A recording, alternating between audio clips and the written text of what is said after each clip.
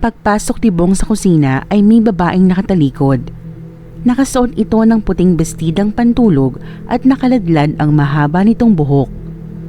Inayos ni Bong ang sarili saka marahang tinungo ang lababo.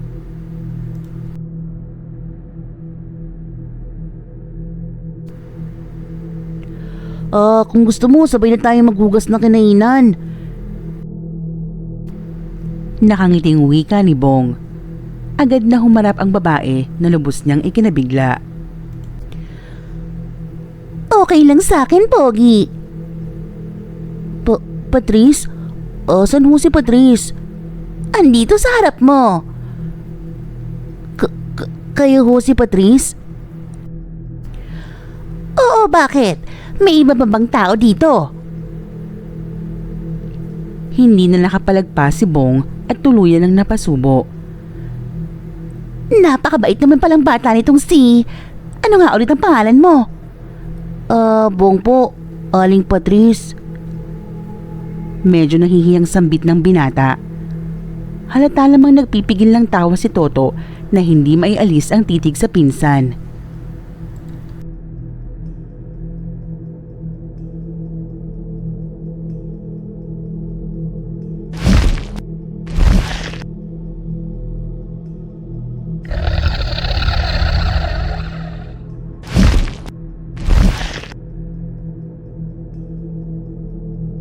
Sigurado ka bang hindi ka sasama, Kulas? Hindi na. Tiwala akong kaya mo na yan. Huwag mo nang kalimutan magdala ng karne para sa amin. Gudo, siguraduhin mo lang na hindi kayo mauhuli.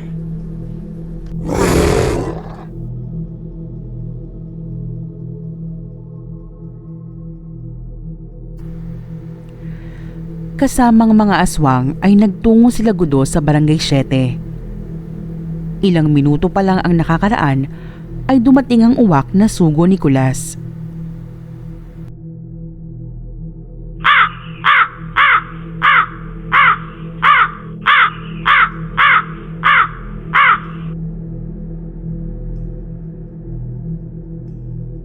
Anong ginagawa mo dito?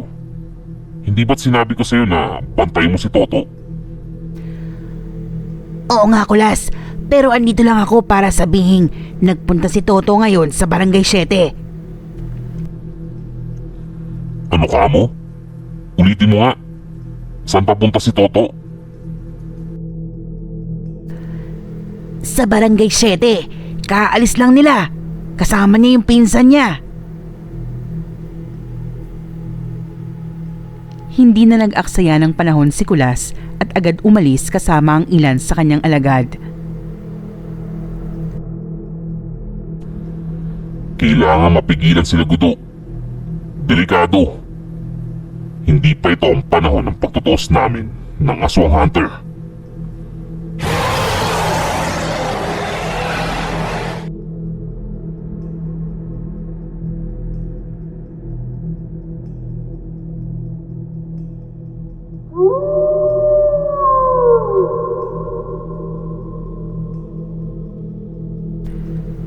Samantala, nakarating na sila Gudo sa Barangay 7.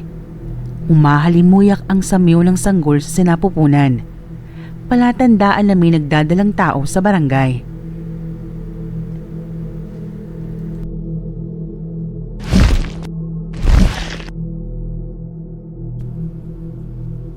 Bakit hindi natin to namoy nung nakaraan?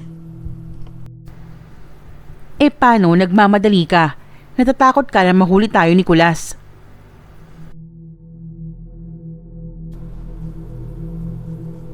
Kung sa bagay. Pero ngayon, wala na tayong magiging problema. Kailangan lang natin ialay ang sanggol kay Kulas.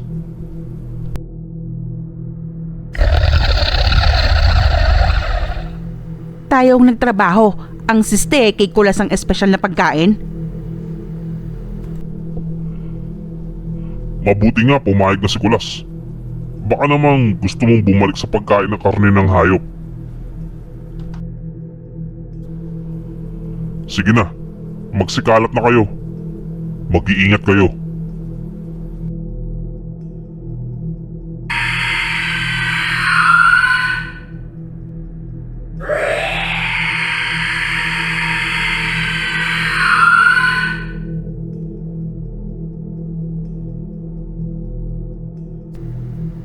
Naunang lumakad ang grupo nila Maria. Pero bago pa man makapwesto si Gudo, ay mabilis siyang hinatak ni Kulas.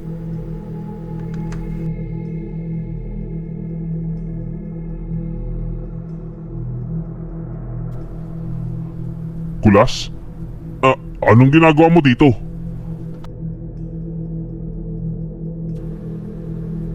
Iniligtas ka sa kapahamakan. Tara na, hindi pa ito ang tamang panahon.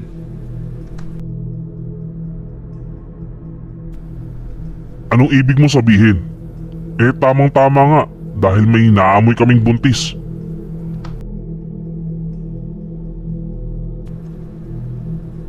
Andito yung aswang hunter ngayon sa Barangay 7.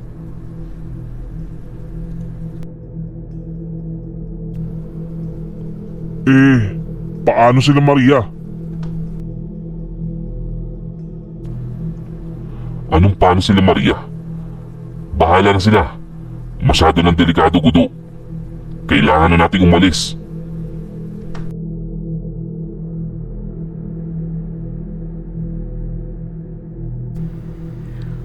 Walang kaalam-alam ang grupo nila Maria na iniwanan na sila ng mga gabunan. Nagpatuloy ang mga aswang sa pagtunton sa bahay ng buntis.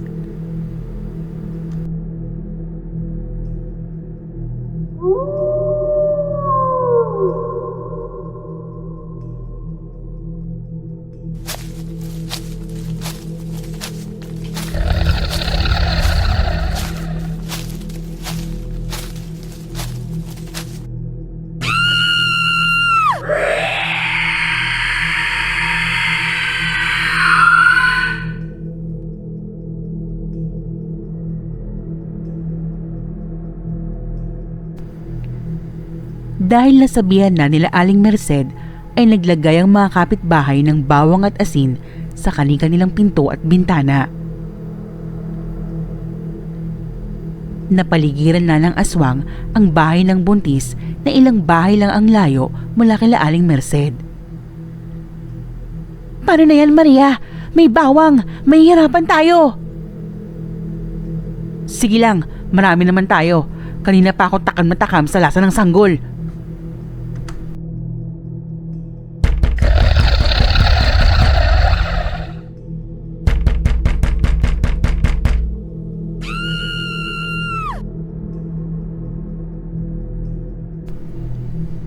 Ano yun? Bong, gising.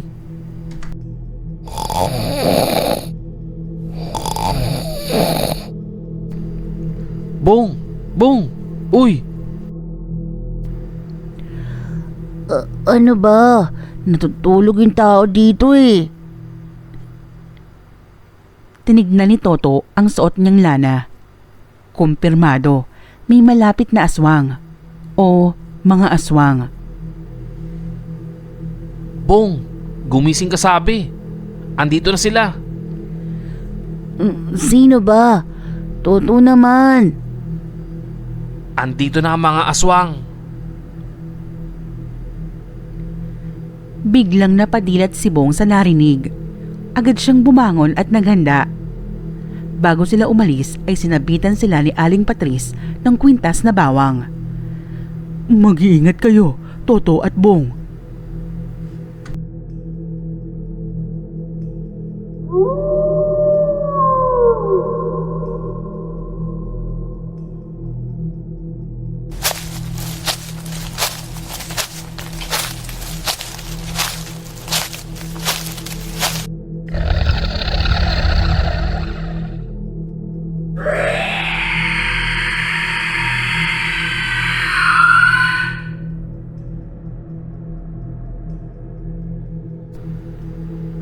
Paglabas pa lang ng dalawa ay agad nilang nasalubong ang ilan sa mga aswang.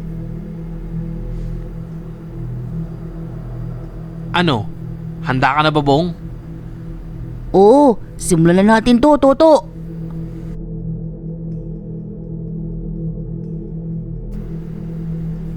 Nilabas ni Toto ang kanyang karambit at sinaksak ang aswang sa leeg at sa tagiliran. Si Bong naman ay pinagtataga ang bawat aswang na kanilang mahasalubong. Nagkalat sa daan ang mga putol na katawan ng mga nilalang. Isang aswang agad na nagtungo kay Maria at sinabi ang nasaksihan. Maria, andito yung aswang hunter. Ano? Pero paano? Si Gudo. Asan sila Gudo? Wala na sila dito. Patay na rin ang iba sa ating mga kasama. Hindi pwede to. Walang aalis. Lalaban tayo. Kung ayaw niyong umalis, pues iiwan ko na kayo. Lubang mapanganib.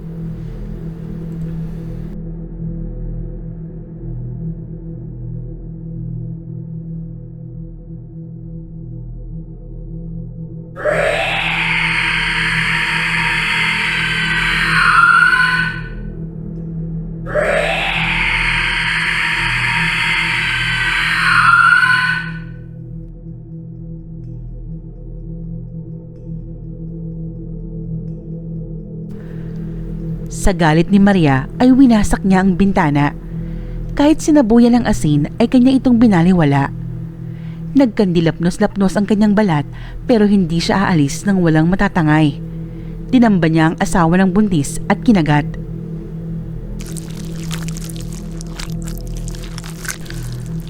Enrico! Sigaw ng buntis na napaupo na lang sa sahig. Habang nilalapan ng ibang aswang ang lalaki, ay dahan-dahan nilapitan ni Maria ang buntis.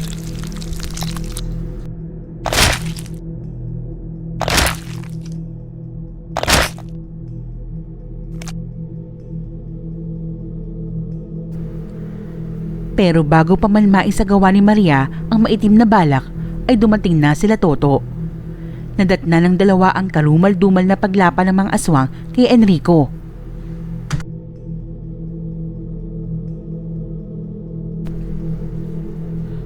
Hoy! Kami ang harapin nyo!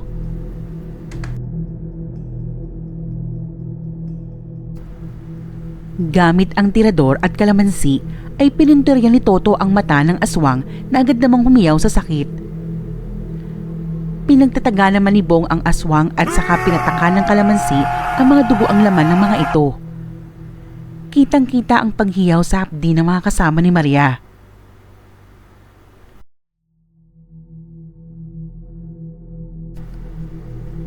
Hindi mo dapat ginawa ito. Kayong mga aswang ay walang lugar sa mundong ito. Hinablot ni Maria ang buntis at ginawang hostage.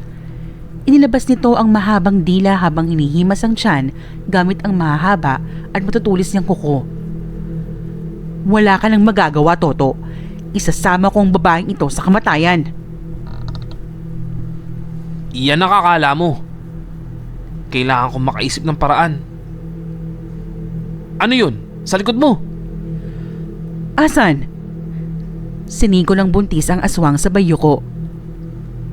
Heto, sa harap mo. Hinagis ni Toto ang kanyang karambit na tumama sa leeg at dibdib ng aswang. Umusok ito dahil sa bawang na kanyang pinagbabaran sa karambit. Agad siyang lumapit at inilayo ang buntis bago sila magtuos ni Maria. Bong, ikaw nang bahala sa kanya. Ilayo mo siya dito. Bilisan mo. Okay, sige. Ito ang bag, saluhin mo. Habang inaalis ni Maria ang nakatalak ng mga karambit, ay nagsimula na si Totong ilagay ang mga kalamansi sa kanyang tirador. Sunod-sunod niyang tinira ng kalamansi ang aswang habang nagkabukol-bukol ang katawan nito.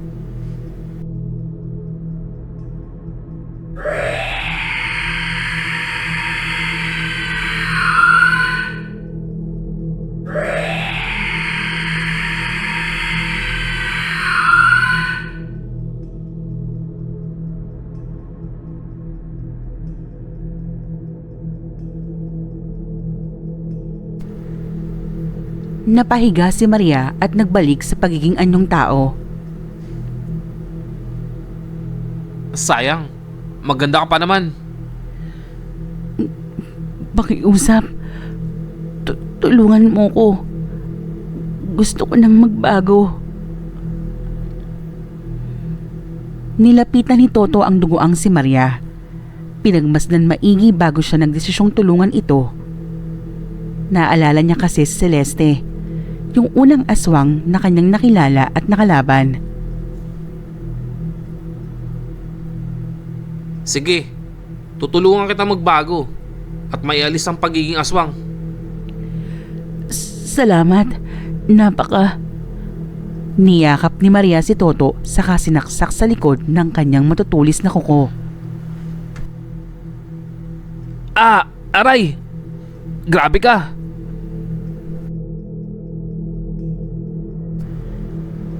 Napakaingot mo pala.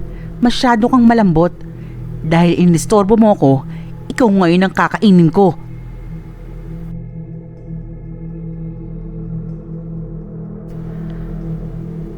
Ibinuka ni Maria ang kanyang bibig at inilabas ang mga pangil. Pero bago pa niya nakagad si Toto, ay sinaksak siya ni Toto sa leeg gamit ang maliit na punyal na tinago niya sa kanyang sapatos. Kahit kailan talaga, hindi mapagkakatiwalaan ang mga aswang. Lalo na ang mga magagandang aswang. Dinampot ni Toto ang karambit at sinaksak pang muli si Maria.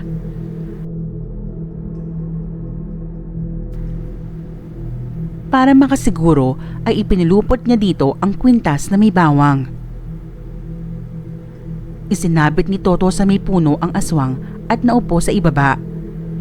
Hinintay niya ang pagsikat ng araw.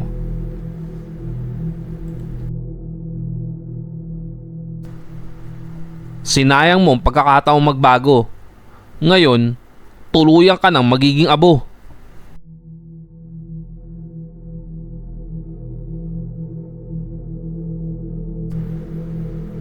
Hindi nagtagal ay sumilip na ang haring araw.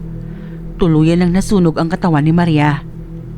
Dahil sa sugod na tinamo, pagod at antok ay tuluyan na ring nakatulog si Toto.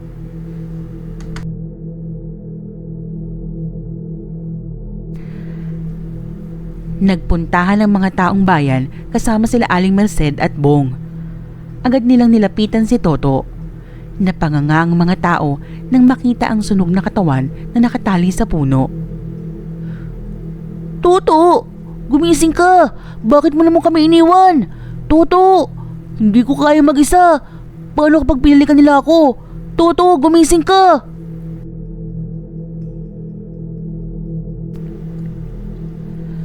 Kahit kailan, duwag ka talaga.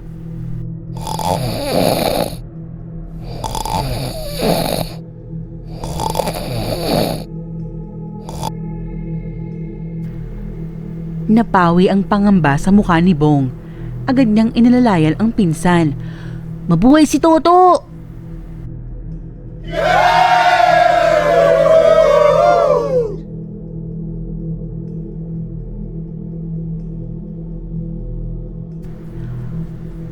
May isang aswang ang nakapagtago at lihim na nagmamasid.